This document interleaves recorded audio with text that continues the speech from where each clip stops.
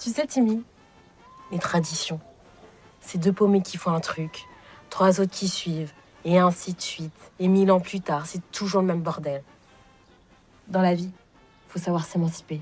Ça, c'est un extrait de la série Baraki, dans laquelle Nathalie donne une leçon de vie à Timmy. Derrière ce rôle, il y a Gémy Diallo, elle est comédienne et elle va nous expliquer comment elle prépare ses scènes. Je suis Gémy Diallo, je suis actrice. J'ai travaillé sur un film qui s'appelle Qui vive, c'était mon premier film. Et ensuite, j'ai joué dans des séries comme Baraki ou Plus belle la vie. Dans cette scène, c'est l'épisode 9 de Baraki, le sabbat des Macrales. On se retrouve à un moment très festif qui a lieu chaque année. Et je suis avec Timmy. Tu sais, Timmy, les traditions, c'est deux paumés qui. Tu sais, Timmy, les traditions, c'est deux paumés qui.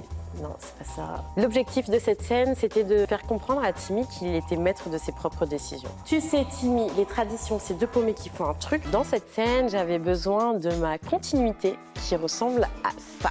Cette timeline, en fait, ça regroupe tous les épisodes par ordre chronologique, tout simplement.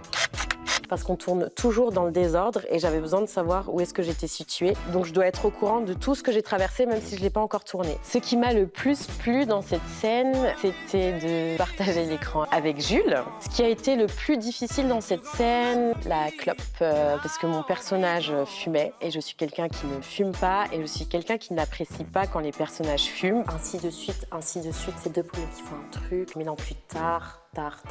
Pour être une bonne comédienne, la compétence nécessaire pour moi, c'est la patience.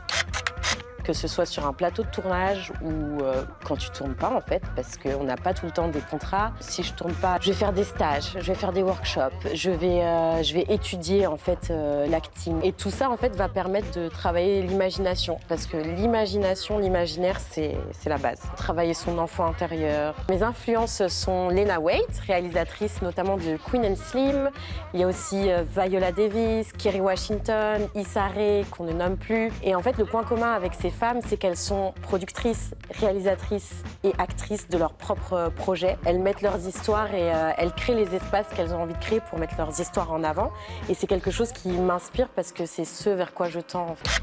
Ce qui me fait vibrer dans mon métier, au-delà de raconter des histoires, c'est vraiment d'enlever le masque. C'est d'être sans filtre, de pouvoir créer un être humain dans toute sa complexité, sans peur. Tu sais, Timmy, les traditions, c'est deux paumés qui font un truc, trois autres qui suivent, et 1000 ans plus tard, c'est toujours le même bordel.